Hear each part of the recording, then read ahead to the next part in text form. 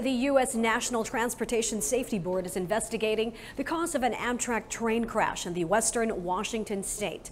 The passenger train derailed Monday morning during the first run on a new, shorter route between Seattle, Washington, and Portland, Oregon, and fell from a bridge to the highway below.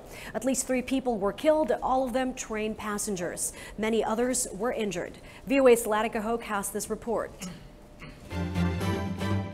The Amtrak train, with 78 people on board, was on its first ever run along a new high-speed route that was to shorten the travel time for commuters when the accident took place.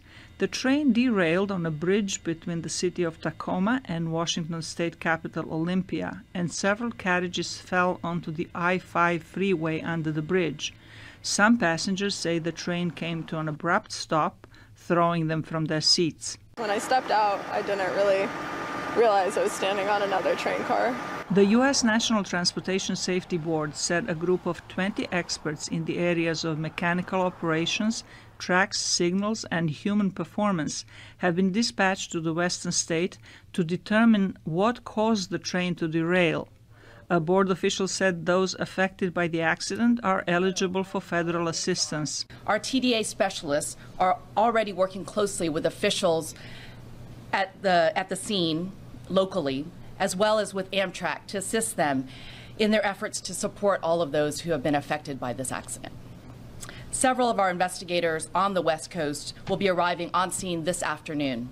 The rest of our GO team expects to arrive at the scene late tonight. U.S. President Donald Trump said in an early morning tweet that the train accident only shows the need for a quick approval of his upcoming infrastructure plan.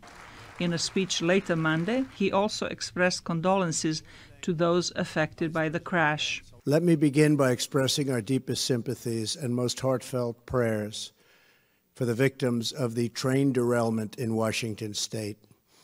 We are closely monitoring the situation and coordinating with local authorities.